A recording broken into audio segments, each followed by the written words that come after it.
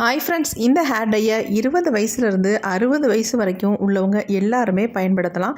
எந்த விதமான சைடு எஃபெக்ட்டும் கிடையாது. நமக்கு அவரி பொடியே சேர்க்காமல் இந்த ஹேர் டையை ப்ரிப்பேர் பண்ணியிருக்கோம். எவ்வளோ கருப்பாக இருக்குது பாருங்கள், ஹேர்லாம் அப்படி ஒட்டுதுங்க. இதை மாதத்துக்கு ஒரு டைம் நீங்கள் யூஸ் பண்ணாலே போதும், உங்கள் முடி எல்லாமே நல்ல கருமையாக மாறிடும். அந்த அளவுக்கு இது ரொம்ப எஃபெக்டிவான ஹேர் டை. கண்டிப்பாக இந்த வீடியோ ஸ்கிப் பண்ணாமல் பாருங்கள். அப்போ தான் நான் எப்படி ப்ரிப்பேர் பண்ணுறேன் அப்படின்றது உங்களுக்கு டீட்டெயில்டாக புரியும். ரொம்ப சிம்பிளாக இந்த ஹேர் டையை ரெடி பண்ணிடலாங்க. ஒரே ஒரு வெங்காயத்தை வச்சு இந்த ஹேர் டையை நம்ம ப்ரிப்பேர் பண்ண போகிறோம். அதுக்கு முன்னாடி நம்மளுடைய சேனலை இப்போ தான் நீங்கள் ஃபர்ஸ்ட் டைம் பார்க்குறீங்க அப்படின்னா நம்மளுடைய சேனலுக்கு சப்ஸ்கிரைப் பண்ணிக்கோங்க. பக்கத்தில் இருக்க பெல் ஐக்கானே கிளிக் பண்ணிக்கோங்க. அப்போ தான் நான் போகிற வீடியோஸ்லாம் உங்களுக்கு உடனுக்குடன் நோட்டிஃபிகேஷன் வந்து நிற்கும். நீங்கள் பார்க்குறதுக்கு ரொம்ப ஈஸியாக இருக்கும். உங்களுக்கு வீடியோ பிடிச்சிருந்தா மட்டும் ஒரு லைக் ஒன்று போட்டுருங்க ஃப்ரெண்ட்ஸ்.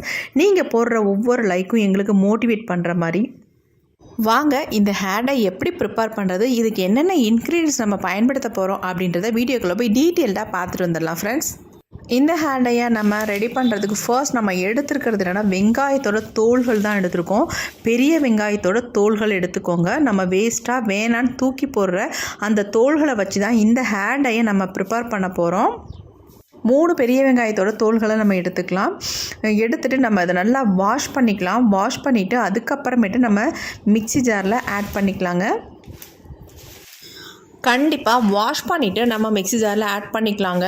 ஏன்னா வெங்காயத்தில் கருப்பு கருப்பாக இருக்கும், நமக்கு எல்லாத்துக்குமே தெரியும். அதோடு நம்ம இந்த ஹேர் டையை ப்ரிப்பேர் பண்ணி அப்ளை பண்ணோம்னா ஏதாவது சைடு எஃபெக்ட் வரும். அதனால் நல்லா வாஷ் பண்ணிவிட்டு நம்ம இந்த தோள்களை மிக்ஸி ஜாரில் ஆட் பண்ணிக்கலாம். நம்ம கையில் எடுத்தோம்னா 2 கைப்பிடி அளவு இருந்தால் போதும் உங்களுக்கு வெங்காயத்தோட தோள்கள்.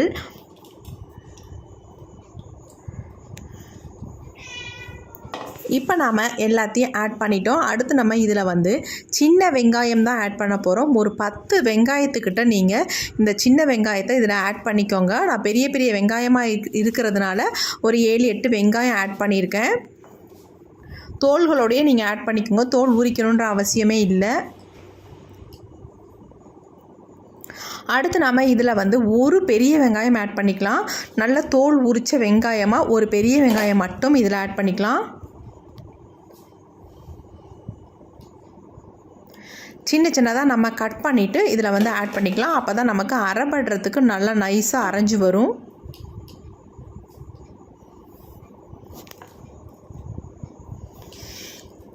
அவ்வளவுதாங்க, நம்ம எல்லாமே ஆட் பண்ணியாச்சு. இப்போ இதில் தண்ணி சேர்க்காமல் மேக்ஸிமம் அரைச்சி எடுக்க பாருங்கள். ஏன்னா ஆல்ரெடி நமக்கு ஆனியெல்லாம் நல்லாவே தண்ணி வரும் நமக்கு. அதனால் தண்ணி ஊற்ற வேண்டிய அவசியம் இருக்காது. தேவைப்பட்டால் மட்டும் நீங்கள் தண்ணி ஆட் பண்ணிக்கோங்க. இப்போ நான் பாருங்கள், நல்லா நைஸாக நம்ம அரைச்சி எடுத்துட்டோம். எந்த அளவுக்கு நமக்கு நைஸாக அரைஞ்சி வந்திருக்கு பாருங்கள். நல்லா பேஸ்ட் மாதிரி அரைஞ்சி வந்திருக்கு.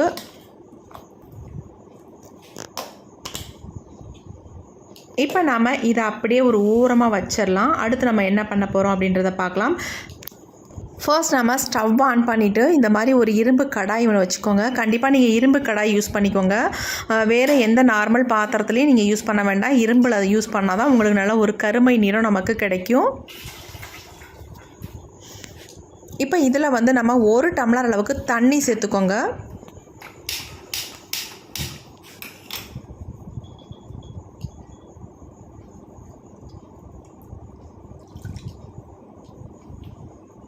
அடுத்து நாம் அரைச்சி வச்சுருக்க அந்த விழுதுகளை இதில் சேர்த்துக்கலாம். உடனே சேர்த்துற வேண்டாம். தண்ணி கொஞ்சம் ஹீட் ஆனதுக்கு அப்புறமேட்டு அந்த விழுதுகளை நம்ம உள்ள எல்லாத்தையுமே ஆட் பண்ணிக்கலாம்.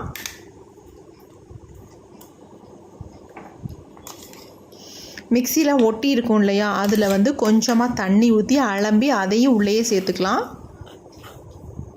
சேர்த்துட்டு இந்த மாதிரி கரண்டி வச்சு நல்லா மிக்ஸ் பண்ணி விட்டுருங்க.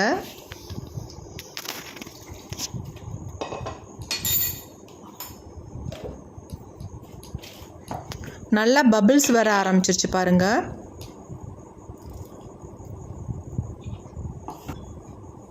அடுத்து நாம் இதில் ஒரு முக்கியமான ஒரு பொருளை சேர்க்க போகிறோம். அதாவது மாதுளம்பழத்தோட தோள்கள் தான் சேர்க்க போகிறோம்.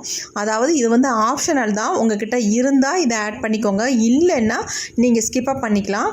என்கிட்ட இருக்கிறதுனால இதை ஆட் பண்ணிக்கிறேன். இதை ஆட் பண்ணுறதுனால நமக்கு நல்ல ஒரு கருமை நிறம் கிடைக்கும். ஆல்ரெடி பழைய வீடியோலலாம் பார்த்துருப்பீங்க, மாதுளம்பழ தோல்களை வச்சு ஹேர் டை போட்டிருப்போம். நல்ல ஒரு கருகருன்னு கலர் வந்து இதில் வந்து வெளிவரும். அதனால் நான் கொஞ்சமாக மாதுளம்பழத்தோட தோல்களையும் இதில் ஆட் பண்ணிட்டேன்.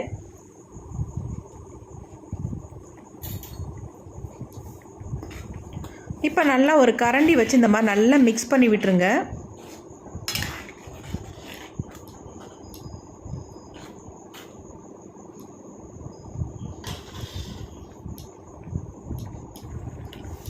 இப்போ பாருங்கள், கொதிக்க கொதிக்க கலர் வந்து நல்லா சேஞ்ச் ஆயிடுச்சு. அதாவது அயன் கடாயிலேருந்து வெளிவர அந்த அயன் கண்டென்ட்டு அடுத்து வந்து இந்த மாதுளம்பழத்துலேருந்து வர்றது, ஆனியன்லேருந்து ரிலீஸ் ஆகிற ஜூஸ், இந்த எல்லாமே சேர்ந்து நல்ல ஒரு கருமை நிறத்துக்கு சூப்பராக மாறி வந்துடும்.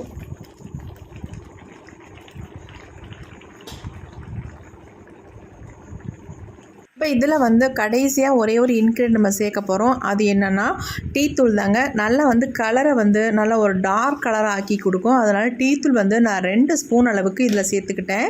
நீங்கள் காஃபி பவுடர் கூட சேர்த்துக்கலாம்.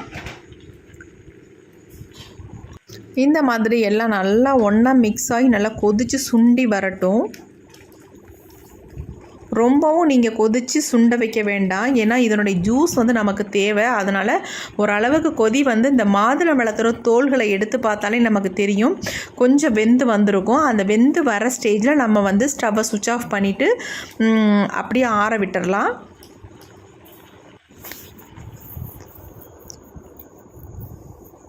இப்போ நம்ம ஸ்டவ்வை சுவிட்ச் ஆஃப் பண்ணியாச்சு. 10 மினிட்ஸ்க்கு அப்படியே விட்டுடலாம், நல்லா ஆறட்டும். அதுக்கப்புறமேட்டு இதை வந்து ஒரு மூடி போட்டு மூடி வச்சிடலாம். இதை வந்து நம்ம உடனே யூஸ் பண்ண முடியாது, ஓவர் நைட் அப்படியே இருக்கட்டும். நெக்ஸ்ட் டே நம்ம எடுத்து இதை ஓப்பன் பண்ணி பார்க்கலாம் எப்படி இருக்குது அப்படின்ட்டு.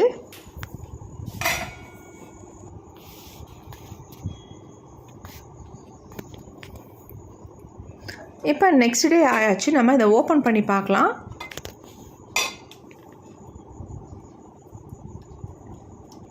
பாருங்கள் எவ்வளோ கருப்பு நிறத்துக்கு மாறி இருக்குது அப்படின்ட்டு.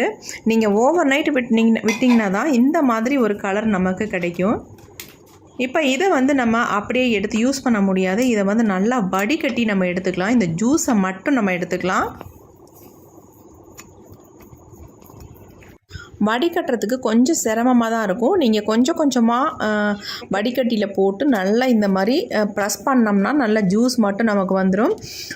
எல்லாத்தையுமே கொட்டி வடிகட்டிடாதீங்க, வடியவே வடியாது. அதனால் கொஞ்சம் கொஞ்சமாக போட்டு வடிகட்டி எடுத்துக்கோங்க.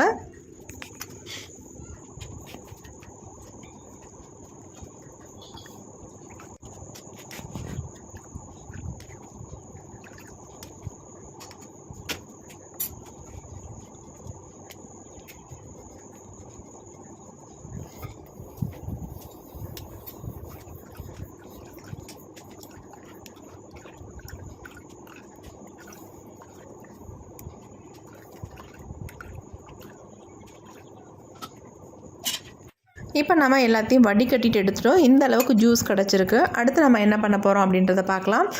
ஃபர்ஸ்ட் நம்ம எடுத்துருக்க இரும்பு கடாயவை இதுக்கும் யூஸ் பண்ணிக்கலாம். நல்லா வாஷ் பண்ணிட்டு எடுத்துக்கிட்டேன் நான். இப்போ இதில் வந்து ஒரு சில இன்க்ரீடியன்ட்ஸ் நம்ம சேர்க்க போகிறோம். சேர்த்து நம்ம ஹேர் டையை வந்து ப்ரிப்பேர் பண்ண போகிறோம். ஹேர் டைக்கு இந்த ஜூஸ் வந்து ரொம்ப முக்கியமான ஒரு பொருள். இது வச்சு தான் இந்த ஹேர் டையை வந்து நம்ம மிக்ஸ் பண்ணி எடுக்க போகிறோம். ஃபர்ஸ்ட் நம்ம இதில் என்ன சேர்க்க போகிறோம் அப்படின்னா செம்பருத்தி பூவோட பொடி தான் சேர்க்க போகிறோம். 2 ஸ்பூன் அளவுக்கு செம்பருத்தி பூ பொடி சேர்த்துக்கிறேன். உங்களுக்கு நேச்சுரலாக கிடச்சிதுன்னா அதை எடுத்து கூட அரைச்சி இதில் நீங்கள் ஆட் பண்ணிக்கலாம்.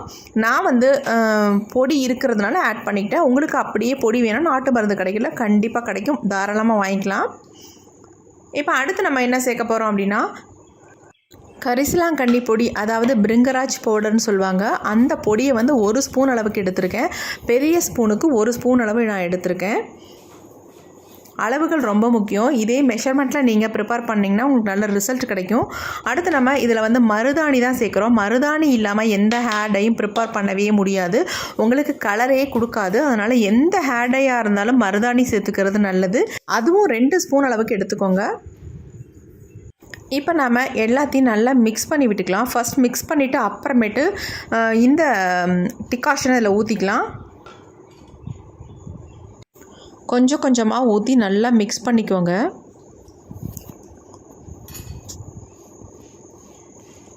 இப்போ இதை வந்து அப்படியே நம்ம ஹேரில் அப்ளை பண்ணோம்னா உங்களுக்கு வந்து ரிசல்ட் வந்து அந்த அளவுக்கு கிடைக்காது.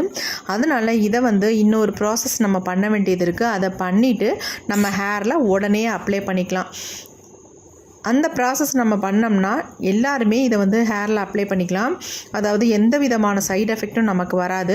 சைனஸ் ப்ராப்ளம் உள்ளவங்க, ஒரு சிலருக்கு வந்து மருதாணிலாம் சேர்த்தா ஒத்துக்காது அப்படின்னு சொல்லுவாங்க, குளிர்ச்சி அப்படின்ட்டு சொல்லுவாங்க. அவங்கெல்லாம் கூட தாராளமாக இந்த ஹேர் டையை யூஸ் பண்ணிக்கலாம். எந்த விதமான ப்ராப்ளமும் நமக்கு பண்ணாது. இப்போ நல்லா மிக்ஸ் பண்ணியாச்சு. இந்த ஹேர் டை பொடிக்கு இந்த டிகாஷன் வந்து நமக்கு கரெக்டாக இருக்கும். எந்த கட்டிகளும் இல்லாமல் நல்லா இந்த மாதிரி மிக்ஸ் பண்ணி எடுத்துக்கோங்க.